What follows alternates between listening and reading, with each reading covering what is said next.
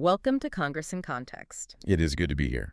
You know, we spend so much of our time, I think, just scrolling through these headlines about Washington. Oh, doom scrolling. Yeah. It's a national pastime. It really is. And you see the shouting matches on cable news. You see the viral clips that go around on social media. And it's all about the immediate visceral reaction to whatever the controversy of the day is. And it can really feel like, well, like a circus. It does. But underneath all of that noise, there is an actual machine at work. That's the perfect way to put it. It's a machine.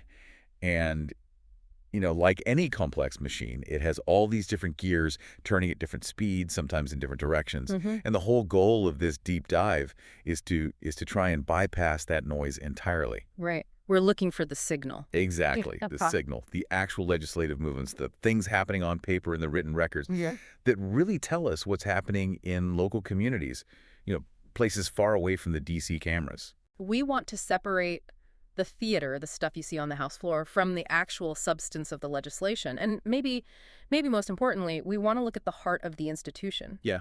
Because it often gets buried in these, thousands of pages of text that, let's be honest, almost nobody reads. Nobody except us. Okay. Nobody except us. Right. We've gone through the Congressional Record for January 13th, 14th, and 15th, 2026. And I have to say, this particular stack of documents, it is a real study in contrast. It really is. On one hand, you have these incredibly heated ideological debates over, what's the definition of prudent investment? Yeah, a fundamental question.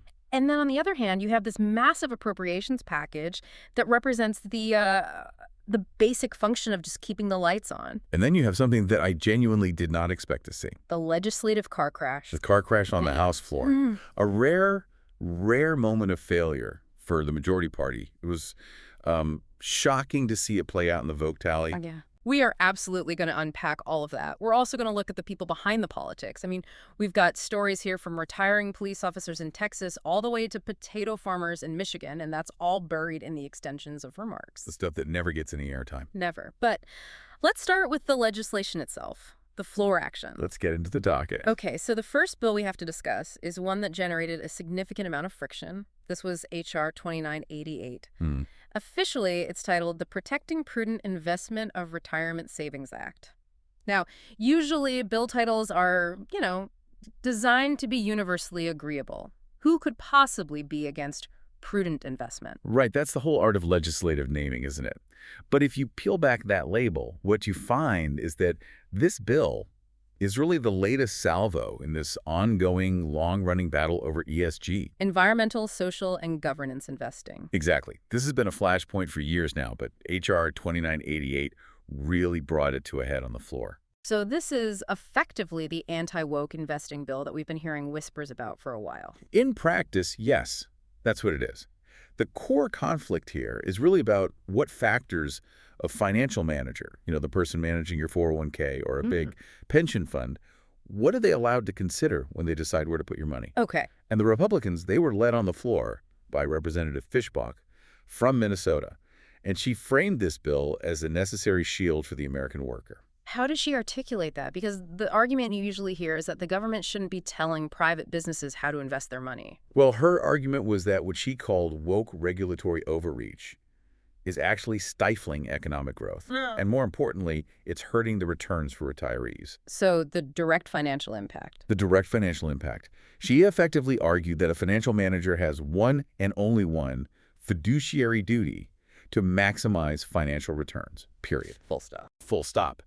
In her view, if a manager is prioritizing, social justice agendas or environmental goals over raw profit, they're actually betraying the person whose money they're holding. So the pitch is basically, I don't want my retirement fund manager trying to save the world. I want them trying to make me rich. That is the distilled version of it, yes.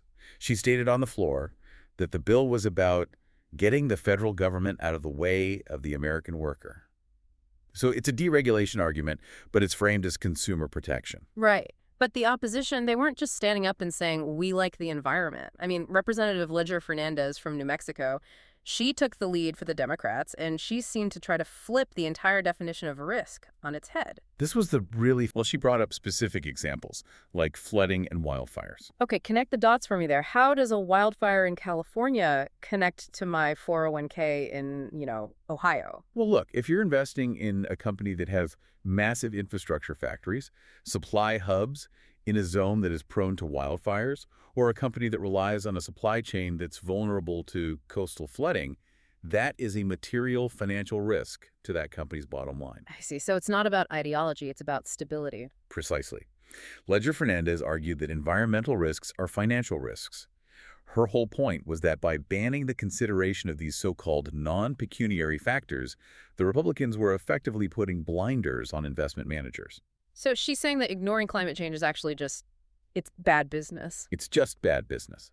She called it putting a thumb on the scale for big corporations. And she argued that this bill would allow companies to hide these long-term risks from their investors, which, at the end of the day, hurts the very people saving for retirement. So it's a complete clash of worldviews. Totally. One side sees ESG as political interference in the market, and the other side sees it as essential data for proper risk management. Okay, so amidst all this fighting, though, I noticed one specific amendment that didn't seem to have any fight in it at all. The Huizenga Amendment. Ah, yes. Yeah. Amendment number 1, offered by Mr. Huizenga of Michigan. Right. And in the middle of this partisan firestorm, he proposed something very, very simple. Let's just get more information. The amendment directs the Government Accountability Office, the GAO, to conduct a study on brokerage accounts. A study. That's it. Let's find out. more. And the vote on that had to be contentious. Which right? is an absolute blowout, 395 to 22. That's incredible. So you have people on the floor screaming at each other about the destruction of capitalism on one hand. And then literally minutes later, 395 of them agree, yes, study sounds like a good idea. It just shows you that even in a deeply polarized Congress, there is still a hunger for data. Almost everyone agreed that we need to understand how these accounts are actually functioning before we can fully regulate them. But, and here's the kicker, that bipartisan spirit completely evaporated the second they went back to the main bill. Oh, instantly. Gone. The final vote on H.R. 2988 was tight. Extremely tight. It passed, but the final tally was 217 yeas to 206 nays. So basically a party line vote after all that? Almost entirely. It just reflects that, while they can agree on the need for a study, that deep ideological divide on the role of capital in our society, it remains completely unbridged. Okay. So if H.R. 2988 was a narrow partisan win, the next bill we looked at was a partisan disaster. And I don't use that word lightly. We need to talk about H.R. 2262. The Flexibility for Workers Education Act. That's the one. This is the moment that surely caused some heartburn in the Majority Whip's office. It is so rare to see a floor failure like this. Let's set the stage for everyone listening. What was this bill even supposed to do? Because on paper, flexibility for workers' education sounds great. It does. The mechanism of the bill was pretty specific. It was designed to exclude time spent in certain training programs from being counted as hours worked when you're calculating overtime pay. Okay, so give me a real-world example. All right, so imagine your employer wants to send you to a seminar or maybe a training course to learn some new software. Under current law, if that training happens during your work hours or if it takes you over the 40-hour weekly threshold, you get paid for that time, potentially at overtime rates. This bill proposed that that kind of training time wouldn't count toward the overtime threshold. So the argument from the bill sponsors was that this would encourage companies to train their people more often. That's the pitch. They argued that the current overtime rules act as a kind of penalty for upskilling the workforce. If training is more expensive because of overtime pay, companies will just do less of it. So by removing that cost, they claimed they were removing a barrier to workforce development. I can see the logic there, but I can also hear the counter-argument immediately. If I'm at a training that my boss mandated I go to, I'm working. That's work. And that was the core of the opposition's argument. It was framed as a wage cut, plain and simple. Right. The critics argued that workers shouldn't have to give up their personal time for training that primarily benefits the employer, especially not without compensation. But usually these arguments are settled long before the bill ever hits the floor. That's what I was thinking. Leadership counts the votes. They don't bring a bill up for a final passage vote unless they know for a fact they have the numbers to pass it. You'd think so. But this time the math just didn't add up. What was the final tally? The final vote was 209 yeas to 215 nays. The bill failed. It failed. That is shocking for a bill brought to the floor by the majority. And looking at the logs, it wasn't just a quiet failure, was it? There was a scramble at the end. Oh, it was chaotic. You can see it right there in the vote change records. 2 members changed their votes at the absolute last minute. Trying to sway the outcome. Or maybe just seeing the writing on the wall. Mr. Bresnahan changed his vote from yay to nay. Jumping ship. Looks like it. And then Mr. Ogles went the other way. Yeah. He changed his vote from nay to yay, presumably in a last-ditch effort to save the bill. But even with Ogles switching to yay, it wasn't enough. Nope. The margin held. The bill died right there on the floor. So what does that tell us? What does that signal about the current state of the majority conference? Well, it suggests a pretty significant disconnect, doesn't it? It is statistically so rare for a majority bill to fail like this. It implies that the labor implications were just too toxic for a handful of Republicans to swallow. So it wasn't the opposition that killed it. It was their own side. It seems that way. It might be that the populist wing of the party, the members who represent more working-class districts, are becoming much more sensitive to anything that even looks like a wage cut, even if their own leadership supports the bill. That is a fascinating dynamic to watch, a real crack in the foundation. So, okay, we had a partisan win, a surprising failure, and then we have the heavy lifter, H.R. 7006. The Financial Services and General Government and National Security Department of State and Related Programs Appropriations Act 2026. Let's just stick with the must-pass package. Cram it for the best, yeah. This is the big one. This is the funding that keeps the lights on for a huge swath of the federal government. And this is where the contrast with the previous 2 bills is just so stark. The vote here was 341 to 79. A very strong bipartisan margin. Despite all the woke debates, despite the labor fights when it came down to national security and just the general functions of government, the center held.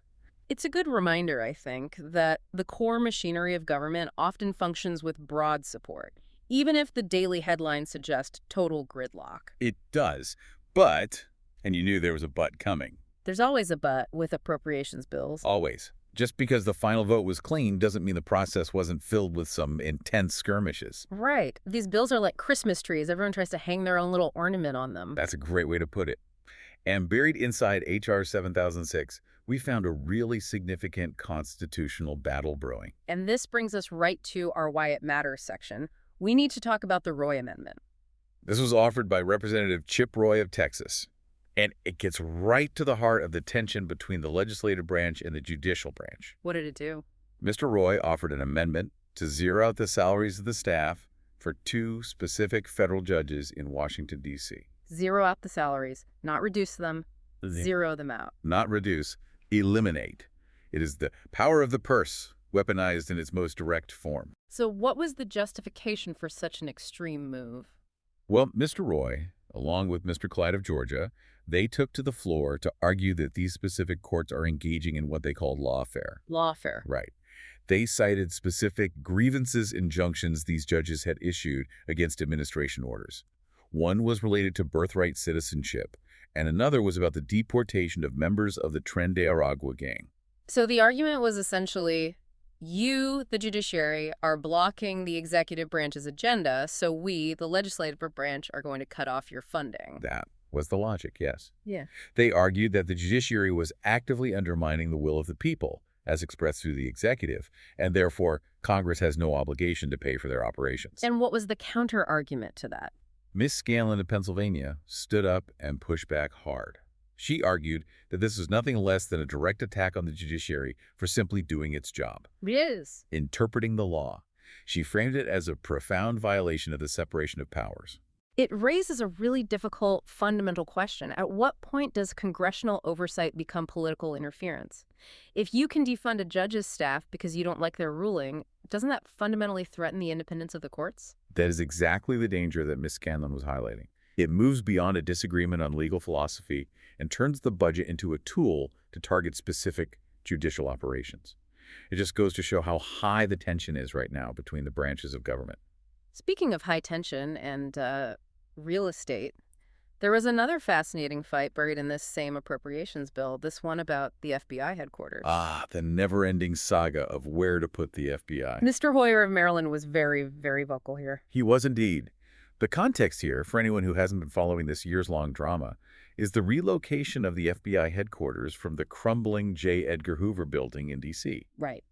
The current administration has a plan to move the FBI to the Reagan building in Springfield, Virginia. Mr. Hoyer, who represents a district in Maryland, was, let's just say, deeply unhappy with this plan. He wants it in Greenbelt, Maryland. It's a classic turf war. It is, but look at how he argued it in the record. He didn't just stand up and say, my district deserved the jobs. He framed it as a matter of national security. How so? He argued that the Reagan building in Virginia is a public-private facility, and he cited what he called severe security concerns with that. He made the case that moving the nation's premier law enforcement agency to a facility that isn't fully and exclusively secure is a strategic mistake. But let's be honest, this is also about thousands of jobs and a massive economic impact for his district versus a district in Virginia. Well, of course. That's what appropriations is all about sometimes. It's not just about abstract numbers. It's about where federal power physically resides. Moving the FBI is a massive economic boon to whichever district gets it. Thousands of jobs, ancillary businesses, everything. Everything. So Maryland versus Virginia is a rivalry as old as the District of Columbia itself.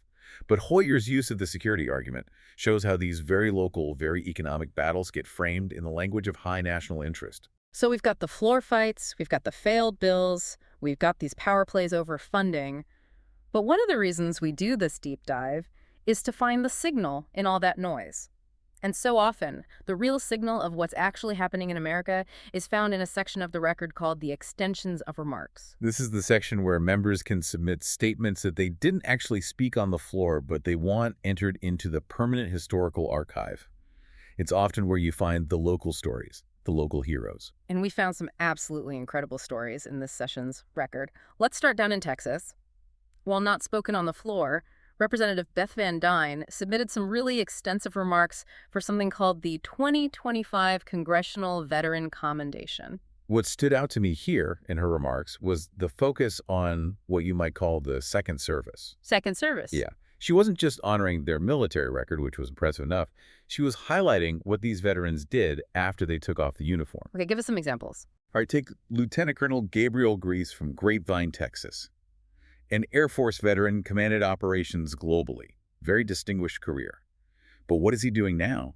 He's not working for a defense contractor. He's serving on the Grapevine Zoning Commission. The Zoning Commission, that is the most unglamorous, absolutely vital work of local government. It's exactly that. Then there's Sergeant Felix Jimenez Garcia from Fort Worth. He was a combat veteran, did over 100 missions in Iraq.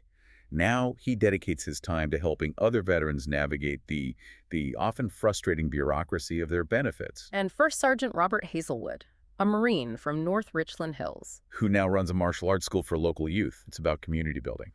And Van Dyne also makes sure to note someone who wasn't in the military but served just as hard, a woman named Alicia Johnson. Who is she? She's retiring as the jail supervisor for the Euless Police Department. After 25 years. 25 years. Being a jail supervisor is an incredibly difficult, high-stress, often thankless job. To do it for a quarter of a century is just a testament to her resilience. And putting her name in the Congressional Record honors that service in a way that will last forever. It's a kind of permanence. It is. Now, moving over to California, we saw something similar. While not spoken on the floor, Representative Sidney Kamlager-Dove submitted a really significant tribute to a local leader in Culver City. Mayor Freddie Pouza. And why was this so significant? Well, Mayor Pouza is the first openly gay mayor in Culver City's 108-year history. Wow.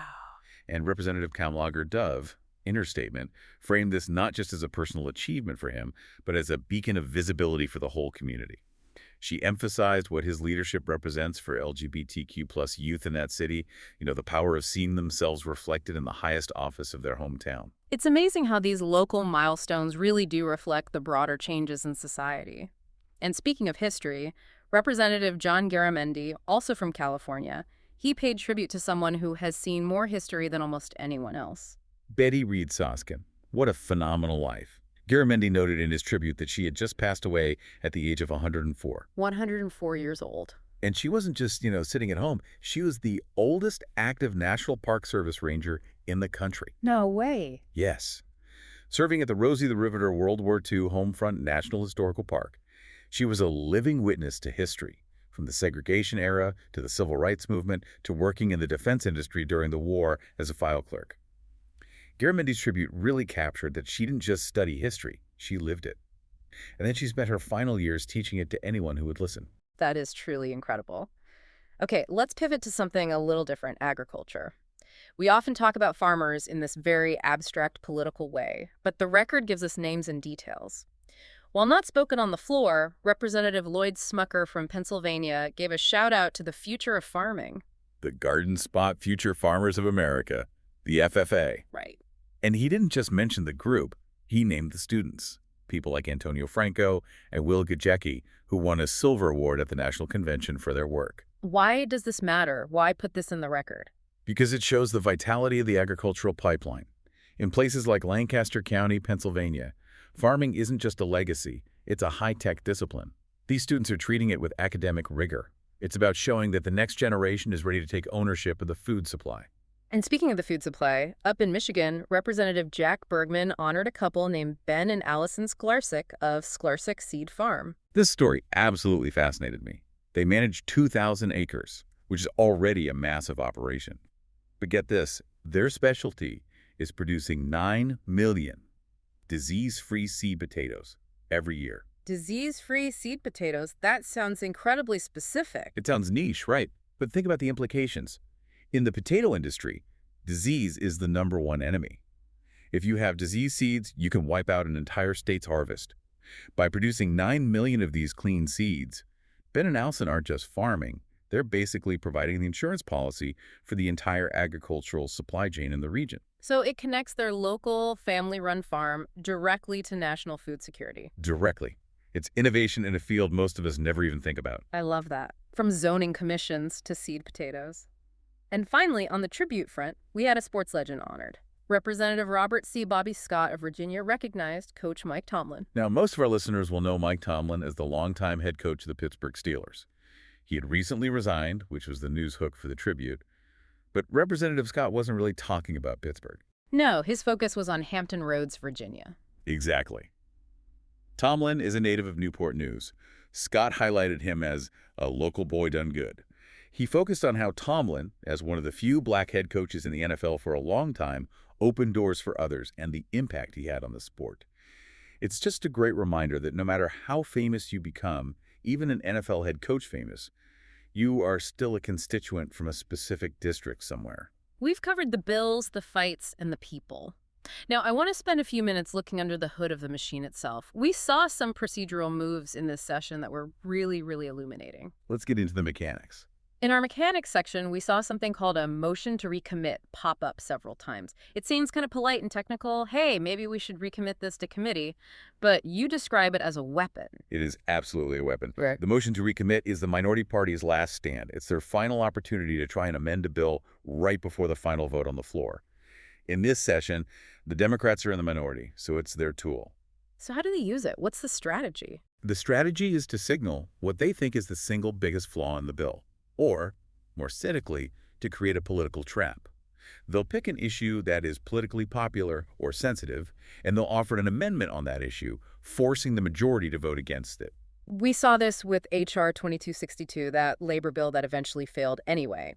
Mr. Norcross of New Jersey offered a motion to recommit regarding workers' education. Right, and on a different bill, H.R. 2270, Mrs. Lee of Pennsylvania offered one about child independent care. And on another, H.R. 2312, Mrs. Budzinski from Illinois offered one regarding the wages of tipped employees. And what happened to all of these motions? They were all rejected, as expected. For example, the Norcross motion failed 206 to 213. So if a minority knows the motion is going to fail, why do they even bother? Because of the record. That's the whole point. Yeah. Now, every single Republican who voted no on that motion is officially on the record voting against a motion that had workers' education or child care in the title. Ah, so it's for the campaign ads. It creates a perfect, ready-made 30-second attack ad for the next campaign. It forces the majority to go on record voting against a specific, often popular-sounding tweak to a bill. It is procedural warfare designed specifically for the campaign trail. It's fascinating to see how the rules themselves are used for messaging.